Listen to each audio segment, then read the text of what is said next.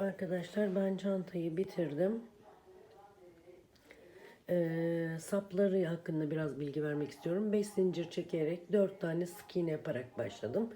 Elde taşınacak kıvamda olması lazım. Bu şekilde bakın saplar. Hani çok uzun yapmanıza gerek yok.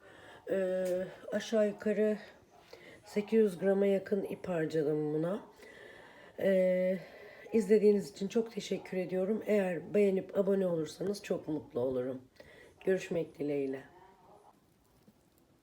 Arkadaşlar tekrar merhaba. Umarım taban çalışmasını siz de bitirmişsinizdir. Şimdi size bu çiçekler, o ara boşluklara koyacağımız çiçeklerden bahsetmek istiyorum. Ben burada 3 tane çiçek tipi kullanacağım. Birincisi bu. Birincisini sizinle yapmak istiyorum. Şimdi şöyle bir görüntüsü var. Puf puf duruyor. Sihirli halka ile başlıyorum. Sihirli halkanın içinden bir zincirle ipimi geçiriyorum. İpimi yine gevşettim. Bu sihirli halkanın içine 6 tane sık iğne yapacağız. 1 2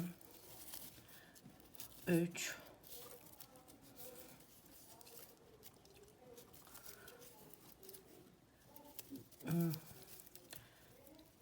4 5 ve 6. 6 tane sık iğne yaptıktan sonra ipimi sıkılaştırıyorum ve gelen ilk sık iğnenin bakalım buradan kaç tane var? 1 2 3 4 5 6. İlk sık iğnenin tepe boşluğuna, ilk yaptığımız sık iğnenin tepe boşluğuna kaydırma yaparak bağlıyorum. Yine sıkılıyorum. Gerçi açılacak ama sonunda daha yapacağız. 2 zincirle yükseliyorum. Tığımı ipimin başına doluyorum ve bu kaydırma yaptığımız boşluğa bir tane ikili trabzan yapar gibi ipimi çekip uzatıyorum ve tığımda bekletiyorum. Sonra aynı boşluğa yine tığımın üstüne alıp 2 yine uzatıyorum. Aynı boşluğa yine tığımın üstüne alıp 3 yine ipimi uzatıyorum. Aynı boşluğa 4 yine tığımızın üstüne aldık. İlmeğimizi 4 ve son kez 5 kere aynı boşluğa, biraz zor oluyor, batıyorum. Böyle tığımda 10 tane, çünkü aralarda da ilmek tığımızın üstüne aldığımız için. Şimdi böyle arkadan şöyle hafifçe tutup şöyle yapıyorum ki bir kırılma olsun. Sonra yine tığımın başına dolayıp tek seferde hepsini çıkarıyorum. Sonrasında yine böyle tutalım ki arkaya dönük olsun. Bir zincirle kapatıp bir zincir daha çekiyorum. 2 zincir toplamda. Hemen yanındaki sık iğnenin tepe noktasına gelip kaydırmayla bağlıyorum. Böylelikle birinci çiçeğimizi yaptık. Şimdi ikinciyi yapacağız. 1 2 zincirle yine yükseldim. Bu kaydırmayla yaptığımız sık iğne boşluğuna gelip yine tığımın başına dolayıp bir tane ilmek aldım. İpimin üstünde uzattım. Yine tığımın üstüne dolayıp aynı boşluğa ikinci, yine tığımın üstüne ilmek alıp üçüncü, dördüncü, yine tığımın üstüne dolayarak beşinciyi de yapıyorum. Yine hafifçe arkadan buraya doğru bastırıp, dışarıya doğru bastırıp parmağımla tek seferde tığımın üstüne ilmek alıp kapatıyorum. Sonrasında yine arkadan destek alıp bir zincir daha, 2 zincir toplamda yandaki sık iğnenin tepe noktasına gelip tepe boşluğuna kaydırmayla kapattım. Yine aynı şekilde 2 zincir,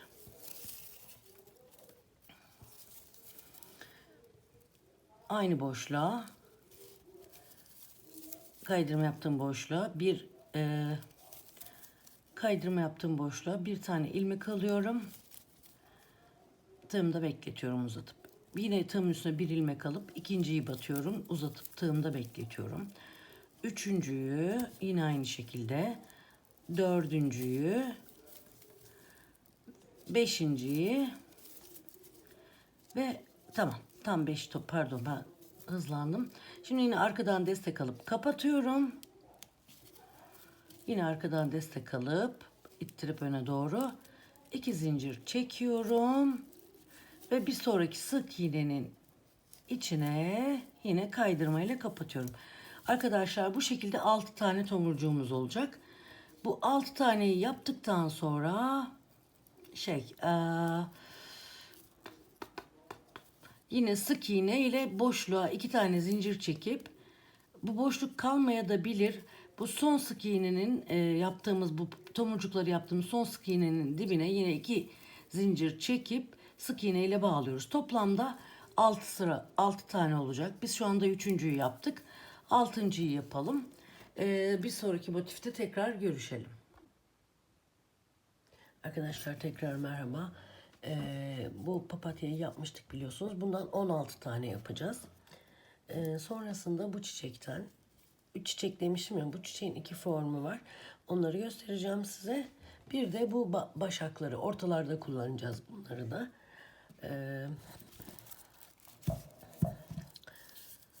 İlk önce şunu göstereceğim. Papatyayı. Sihirli halka yaparak başlıyoruz.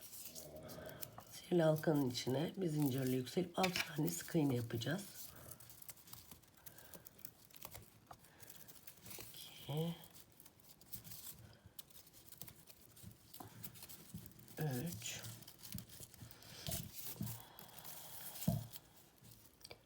Sesimin kusuruna bakmayın. Zaten videoda o yüzden gecikti. Bir haftadır rahatsızım.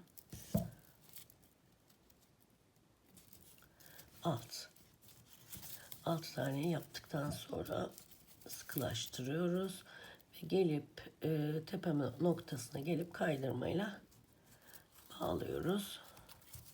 2 zincirle yükseliyoruz. 1 2 ve aynı boşluğun içine 4 tane ikili trabzan yapacağız.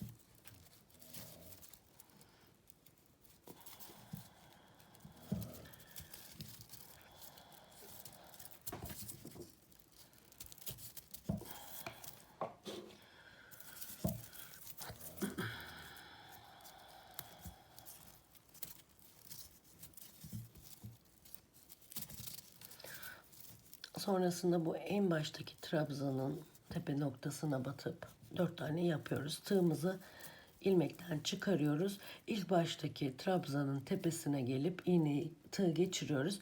Sonra da en son olduğumuz ilmeğe tekrar geçiriyoruz tığımızı. Tığımızın başındaki bu ilmeği kaydırarak geçiriyoruz.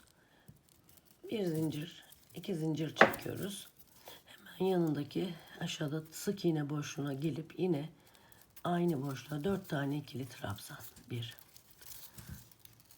2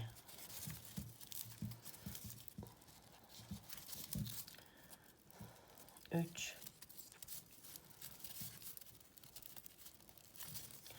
ve 4.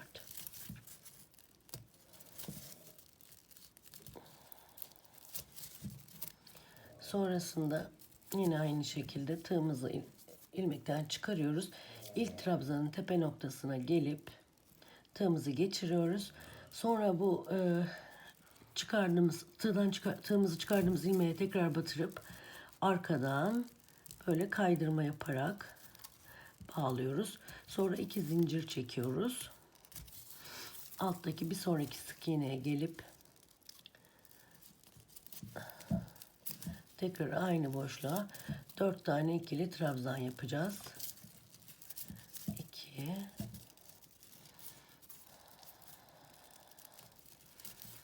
3 ve 4. Sonrasında tekrar tığımızı ipten çıkartıyoruz ilmekten. İlk trabzanın tepe noktasına batıp kaydırma yaparak ilerliyoruz.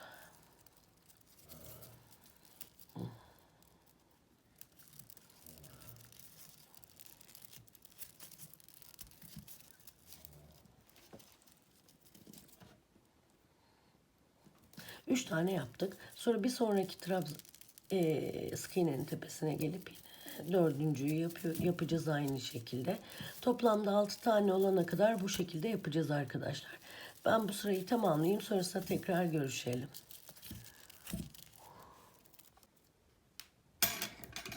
Şimdi şu başakları, ortaya çalışacağımız başakları, bunlar çiçeğin dalı gibi yapılmış. Bunun için 4 tane zincir çekerek başlıyorum. 1, 2, 3, 4. 4 zincir çekiyorum. Bir tane zincir atlayıp hemen yanındaki zincire gelip sık iğne. 3 tane sık iğne yapacağız.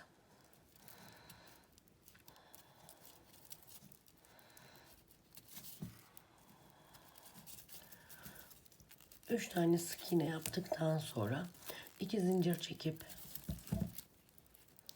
örgümü çeviriyorum. Hemen bu dibi değil de 3 tane sık iğnemiz var ya, 1 2 3. Ortadakine, ikinci sık iğneye batıp yine o puf çiçeklerdeki gibi yapacağız. Bir tane ikili trabzan yapar gibi çekip almayacağız, toplamayacağız. 2 ve 3 tane yapacağız burada aynı işlemden. Bir kere de çekiyoruz. Yine bir zincir çekip aynı boşluğa 3 tane daha yapacağım aynı şekilde. Birinciyi, ikinciyi ve üçüncüyü. Hepsini tek seferde çekip kapatacağız. Bir zincirle hemen en son sık iğneye batıp bir tane ikili trabzan yapacağız. Yine bir iki zincirle dönüyorum.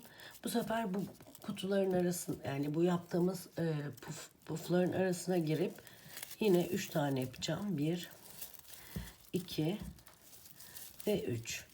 Üçünü bir arada çekiyorum.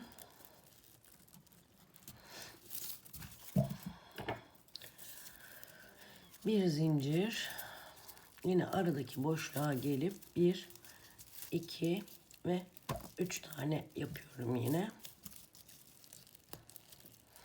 Videoyu hiç kesmeyeceğim. Bir zincirle gelip tekrar bu ikili trabzanın tepesine gene bir tane ikili trabzan yapıyorum. Sonrasında iki zincir çekiyorum, dönüyorum. Yine bu pufların arasına girip 3 tane yapacağım yine. Tığımın başına dolayıp tamamlamamış ikili trabzanlar gibi düşünün. Yine 3 taneyi de yaptım. Bunu hızlı gösteriyorum çünkü aynısını çiçek işleminde de yaptık. Orada beşli batmıştık. 1 2 ve 3. Bu şekilde yine bir zincir çekip ikili trabzanın tepesine batıyorum. 3 sıra böyle çift olarak çalışıyoruz. Bakın 1 2 3 sıra. Sonrasında örgümü ters çeviriyorum. Bu iki pufların ortasına gelip yine kaydırmayla bağlıyorum. 2 zincir çekeceğim. 1 2. Burada tekli çalışacağız. Bir tane 1 2 ve 3. Bu şekilde. Bu da bitti. Çekemedim. Bir zincirle kapatıyorum. Bunlardan 4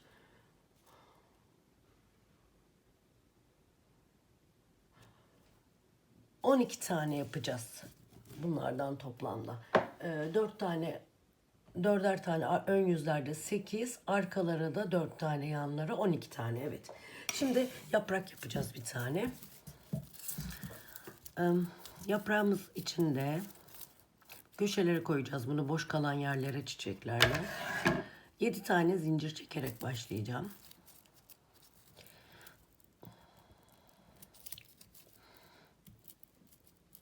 Bir, iki, 3, 4, 5, 6 ve 7. İlk zinciri atlıyorum. bu 7. zincir. 6. zincire kaydırma yapıyorum bir tane. Kaydırma yaptığımız zincirin yanındaki zincire bir tane sık iğne.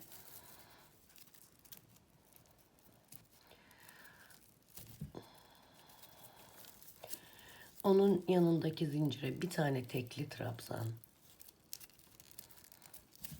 Yarım trabzan ya da. Sonra 2 tane ikili trabzan yapacağız. İpi kavrayamıyorum. 1 ve 2.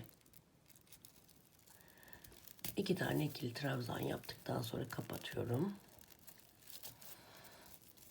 2 tane ikili trabzanımı yaptım. Son zincirim kaldı. Buraya gelip yine bir tane kaydırma yapıyorum. Sonrasında karşı tarafa geçeceğiz. Yine bu zincirin, yani bu son kaydırmanın öteki parçasına da gelip hemen şurası dibini, ikili trabzanın dibi, oraya da bir tane kaydırma yaptım. Sonrasında tam tersi gideceğiz bu sefer. İkili trabzanlarla bitirmiştik. İkili trabzanla başlayacağız. Artık çünkü karşı karşıya denk gelen yerdeyiz. 2 tane ikili trabzan yapacağım. Önce birinciyi yaptım. 1 2 2 tane ikili trabzan, bir tane tekli trabzan,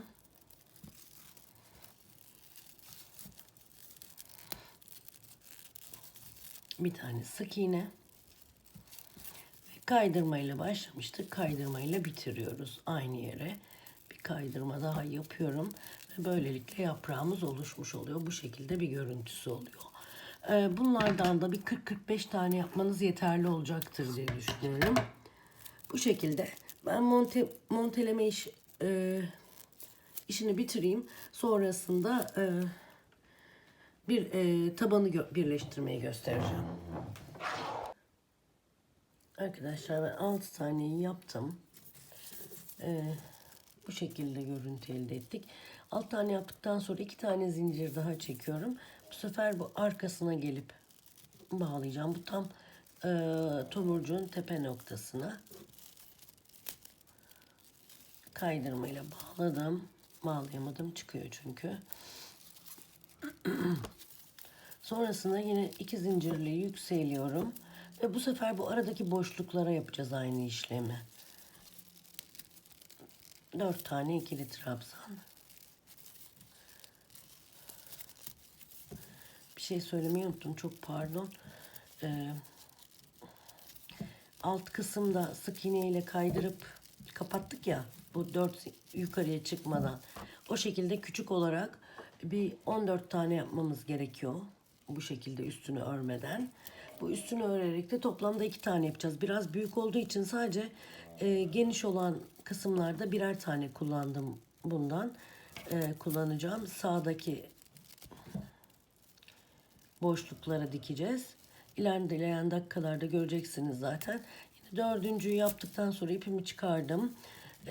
Tığımın arkasına, tığımı ikili trabzanın arkasına geçirdim ve kaydırma yaptım. Yine ilk ilmeği alıp tığıma. Yine 2 zincir çektim. Dediğim gibi bu tepelere dokunmayacağız. Arada böyle boşluklar var. Şöyle şu boşluklara öreceğiz. Yine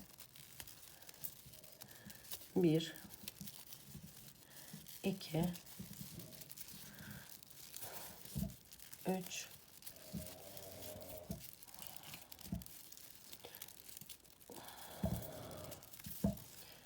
4. Evet. Bu da bitti. Yine tığımı çıkarıyorum ilmekten. İlmeği bırakıyorum. Boş bırakıyorum. Hemen ilk trabzanın tepe noktasına gelip tığımı geçiriyorum. Sonrasında yine ilmekten kaydırarak geçirip 2 zincir çekerek bir sonraki boşluğa geliyorum. Yine aynı işlemi burada da uygulayacağım. Bu sırada böyle olacak. Bu çiçekten 2 tane, dediğim gibi küçük versiyonundan da bir 14 tane yaparsak yeterli olacaktır. Gerçi hani ne kadar büyük yapacağınızı da bilmiyorum. Ben hep ölçerek yaptım. 4.'ü de bitirdim. Bu şekilde yine son kez şöyle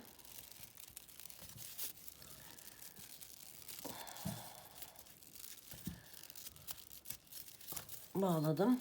Yine 2 zincir çektikten sonra bir sonraki boşluğa bu şekilde boşlukları doldurana kadar yapacağız. Toplamda 2 tane olacak bundan. Özür diliyorum, 2 tane değil, 4 tane. Çok özür diliyorum, 4 tane. 2 tane alt üst öne, 2 tane alt üst arkaya, çünkü bundan 16 tane, bunun küçük versiyonundan da 14 tane yapacağız. Sonrasında bir şu motifimiz var. Bunu da göstereceğim size, dal gibi oluyor bu. Bir de yaprak çalışacağız. Ben bunu bitireyim, tekrar sonrasında görüşelim. Arkadaşlar tekrar merhaba. Ben parçaları ördükten sonra motifleri birleştirmeden önce yazıyı yazdım. Çünkü sonrasında daha zor olurdu.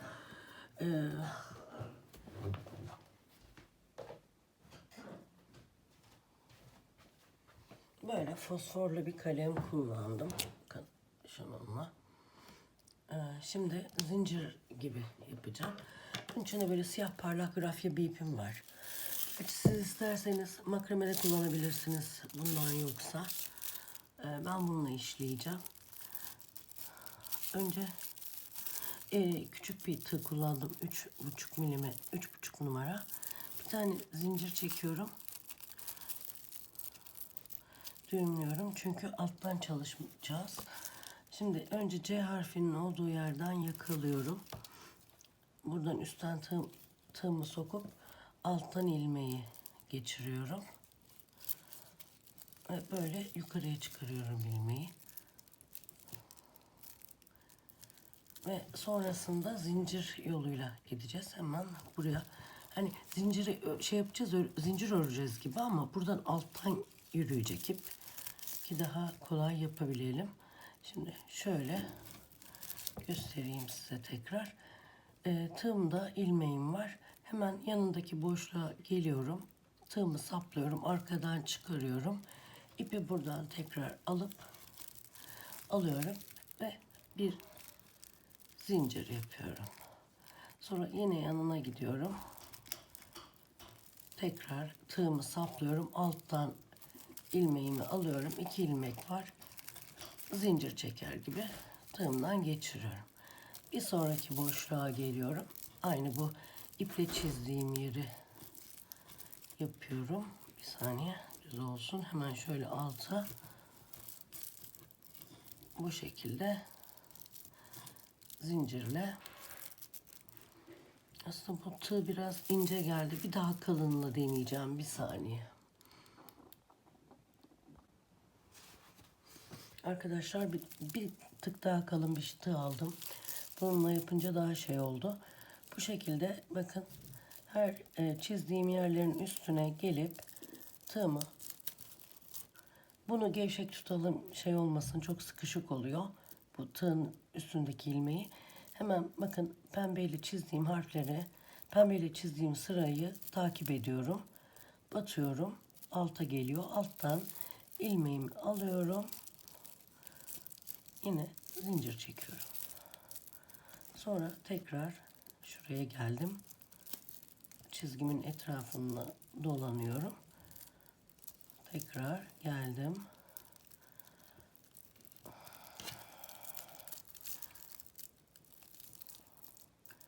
Bu şekilde zincirimi çekiyorum.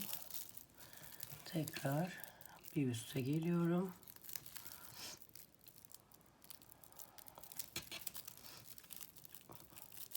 Dışarı taştı, tamam, pardon. Şöyle C harfi, yani çizmiş olduğum harfin üstünde dolanıyorum bu şekilde. Zincir çekerek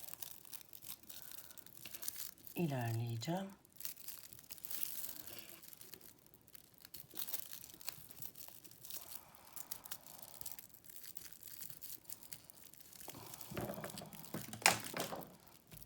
Bu şekilde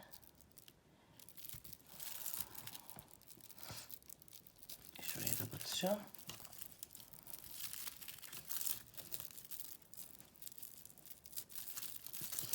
Rafya diye aldım ama naylonumsu bir ip çıktı. Bu şekilde.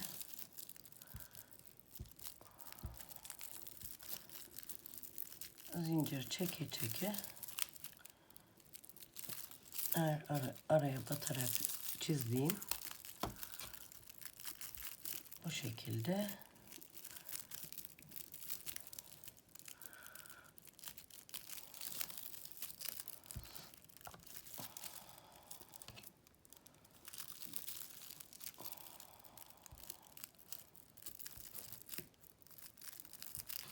C harfini bitirmiş oldum. C'yi bitireyim. H'ı da nasıl? Yani bir harf daha göstermek istiyorum nasıl yapacağız. Şunu bitirip ipimi keseyim. Gene buluşalım. Arkadaşlar ben H harfini de yaptım. C harfini 2 kez geçtim. Böyle aralıklar, boşluklar kalıyor zincirle. Ondan sonra iğne iplikle, yani iğneyle bir ötüş geçeceğim. Hiç koparmadan devam ediyorum. Şimdi R harfine de geçtim. Yine aynı şekilde hemen şu boşluklara girerek yine zincir çekerek devam edeceğim. Dediğim gibi çok düzgün olmazsa kenarlarını iğneyle rötuş yapabiliriz. Ben C harfini 2 kat geçtim. Bunu yani 2 kat olmayacak yer yok çünkü. Kenarlarından iğneyle dediğim gibi çerçeve geçebilirsiniz. Bu şekilde en son R'yi yapıyorum şu anda. Buraya da battım. İpimi döndürüyorum. İşte çizgi boyunca böyle devam edeceğiz. Ben bu iğne işini tığla yaptıktan sonra şey yaparım. İğneyle nasıl rötuş geçeceğimi de göstereceğim size. O zamana kadar şu harfleri ben bir işleyeyim. Sonrasında tekrar görüşelim. Arkadaşlar tekrar merhaba. Ben bu şekilde yaptım. Tarif etmiştim size. Daha kalın olsun diye ilk çizgiyi geçtikten sonra bir kere daha zincir geçtim üstüne. Paris yazısında küçüktü, az yazdım. Bir de bu çiçekleri monte etmeyi göstereceğim size. Bu yan panel, hani hatırlarsınız T gibi yapmıştık. Bunun altındaki motifleri ben monte ettim. Şimdi bir üstü birlikte yapacağız sizinle. Bunun için bir iğne ihtiyacım olacak. İğne ipliğe. Hemen bir düğüm atıyorum. Bunu böyle yerleştirerek çalışırsanız daha kolay şey yaparsınız. Ben şöyle göstereyim size. Hepsini montelemişim ben. Bir dakika şunu şöyle yukarı kaldırayım. Şurası. Bakın altına nasıl yapmışım. Şu puf çiçekten bir tane kenara, bir tane böyle buğday başağımız var, dal. Onu şöyle monte ettim. Bir tane de küçük böyle bombelli bir çiçek var. Üstlerine de yapraklarım var böyle. Yaprakları monte ediyorum. Şöyle katlayalım.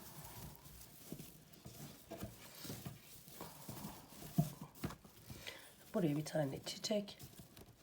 Hemen böyle yan şekilde başağı monte edeceğim. Uçurdum kamerayı. Bir dakika şöyle döndüreyim.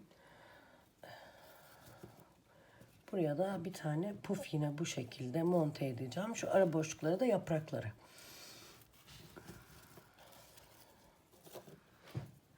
Hemen gelen bu ilk boşluktan bu papatyanın 2 tanesini aşağıya monte edeceğim. 2 pufunu.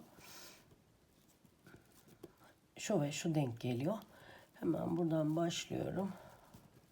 Alt kısmından ipimi geçirdim.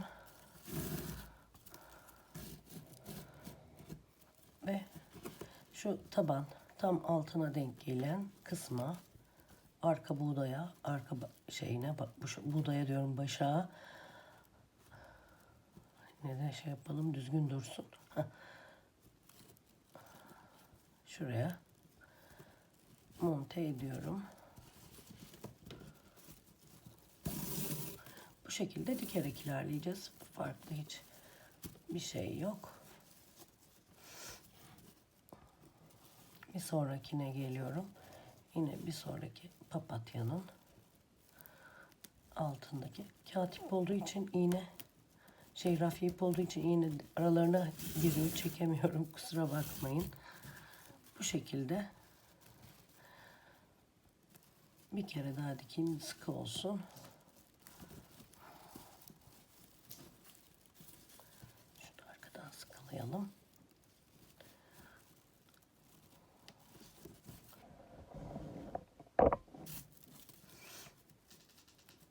Sonra hemen şu alttaki başağa geçeceğim. Bir sıra boşluk bırakıyorum arasında.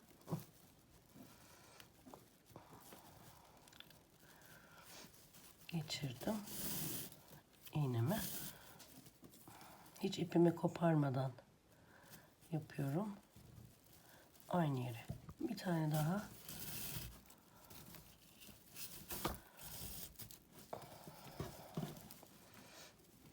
Sonra bir tane de buraya yapacağım.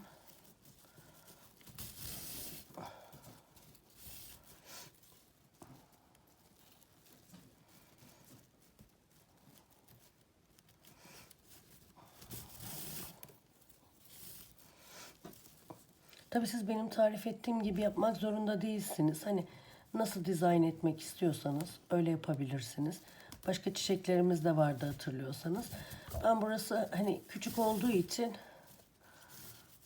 3 tane çiçek yeterli geldi.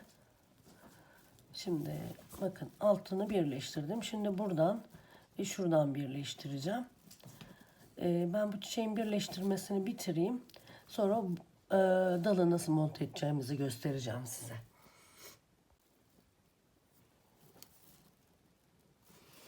Arkadaşlar bakın, ben çiçeği monte ettim. Üstünü açık bıraktık çünkü üstüne yaprak gelecek. Bakın şuradaki gibi. Şimdi bu buğday başağını monte edeceğim. Şöyle yan olarak koyacağız bunu. Bakın. Şuradan bakın bir tane boşluk bırakıyorum ikisinin arasında. Şu ikincisinden bakın şuradan ipimi geçirdim.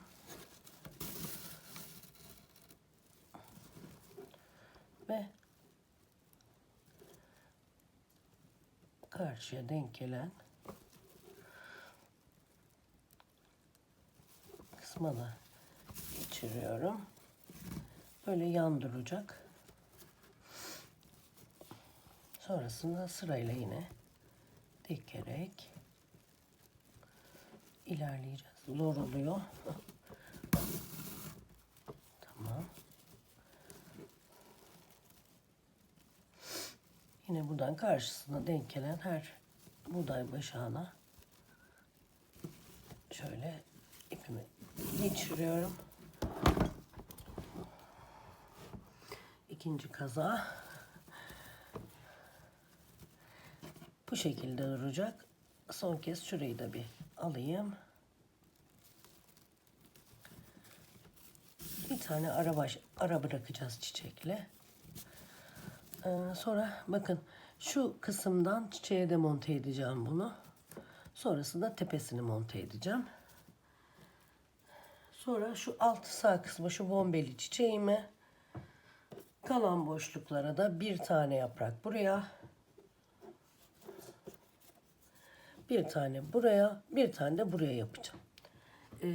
Bu şekilde dikeceğiz. Sonrasında geniş olan kısmı tarif edeceğim. Yalnız bu kenardan 2 tane yapacağız biliyorsunuz. Bir de çantanın diğer yanı var.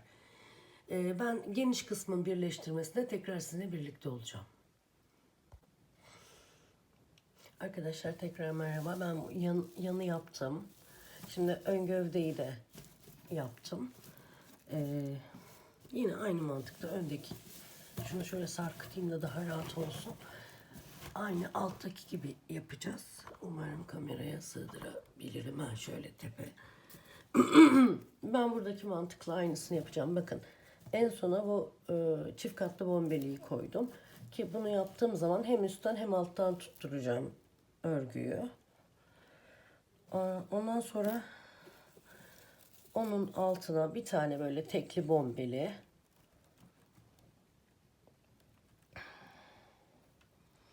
Sonrasında bir tane şundan koyacağım. Bu da birleşecek, bu şekilde olacak.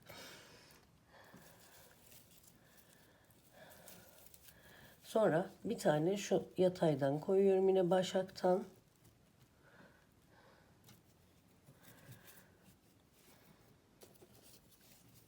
Sonra en başa yine bir tane bundan koyacağım. Şunun tepesine bir tane yerleştireceğim. Sonrasında tekrar bir başak daha şöyle. Gerçi bu sık şey olacak. Bu şekilde yapınca daha sıkı olacak. Sonra şu papatyalardan bir tane daha getireyim aslında. Siz de görün.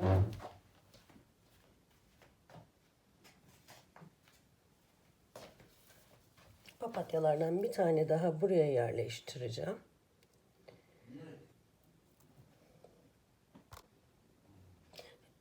Papatyayı yerleştirdikten sonra böyle boşluk gibi görünüyor ama birbirine yapıştırdığımız zaman bakın altta da görünecek. Birbirlerine yapıştırdığımız zaman hem aradaki mesafe azalıyor. Çok az boşluk kalıyor. Boşluklara da şu şekilde kalan boşluklara şöyle yaprakları yerleştireceğiz. Şu şekilde.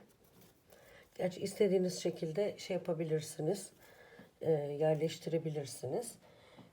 Bu şekilde siz de bir ekran görüntüsü alın isterseniz. Sonrasında dikeceğiz yine bu başaklara. Bu sırayı bitireceğiz. Aynı şekilde arka yan kısmını da ilk daha önce yaptığımız gibi ilk parçayı da yapacağız. Yani diğer yan parçayı ve arkasında bu şekilde yapıp bitireceğiz. Sonrasında tabanı ve tabanı birleştirmeyi ve motifleri göstereceğim size. Üstünden bir sık iğne geçeceğiz motifleri birleştirdikten sonra tamamen çantamızın. Sonra da kulbundan bahsedeceğim. Arkadaşlar ben en nihayet bitirdim. Böyle bir görüntü oldu. Şimdi tabanını monte edeceğiz. Tabanın şöyle altta kalan kısım bu şekilde.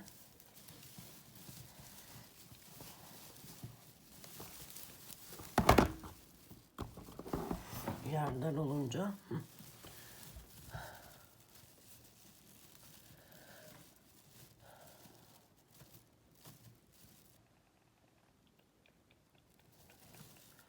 evet. Şimdi bu en dipte bu birleştirme yaptığımız yer var diye bakın şurası. Diğer parçayla birleşen yer. Şuradan ipimi sokuyorum. Tığımı ipimi diyorum.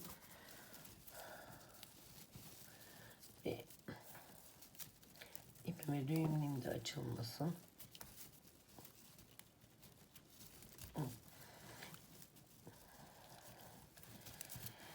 Bundan sonra tam denk gelen kısımlara hemen şu karşısı denk geliyor buna.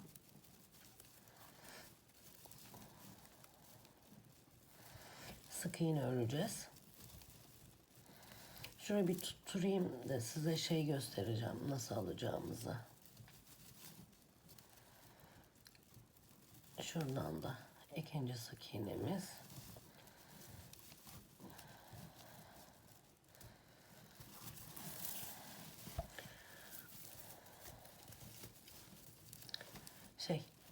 Bu alttaki başakla bunun altındaki başağı alıp bu şekilde yapacağız. Tamamen almayacağız. daha dik durması için sık iğnelere devam edeceğiz. Tekrar göstereyim ben. Bakın şu alttaki başak ve bu alttaki. İkisini birlikte alıp sık iğne. Yine aynı şekilde şu alttaki başağı alıyoruz.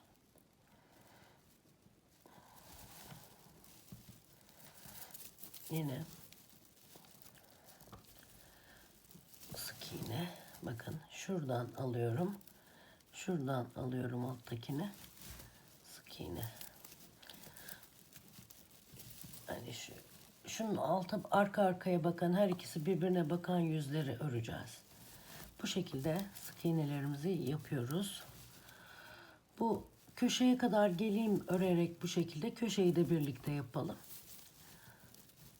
Ben bitireyim, tekrar sizinle birlikte olacağım. Arkadaşlar ben bu köşeyi bitirdim. Ben size sık iğne ile başlamıştım ama sonra sık iğne çok gevşek durdu. Kaydırma yaparak devam ettim. Ne olursunuz kusuruma bakmayın. Şimdi bu sırayı göstereceğim size. Hemen şuradan başlıyorum. Karşı tarafa yine denk gelen ipin içine bir tane kaydırma yapacağım. İpi çıkaramıyorum. Çıkarabilsem.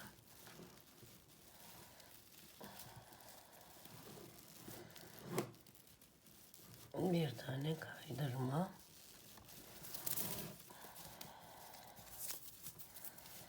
Yine karşılıklı denk gelen kısımları tutup kaydırma yapacağım bu şekilde. Ta ki sıranın sonuna kadar. Aynen bu şekilde 4 döneceğiz. 4 köşeyi döneceğiz. Kaydırma yaparak. En son olarak da burayı bitirdikten sonra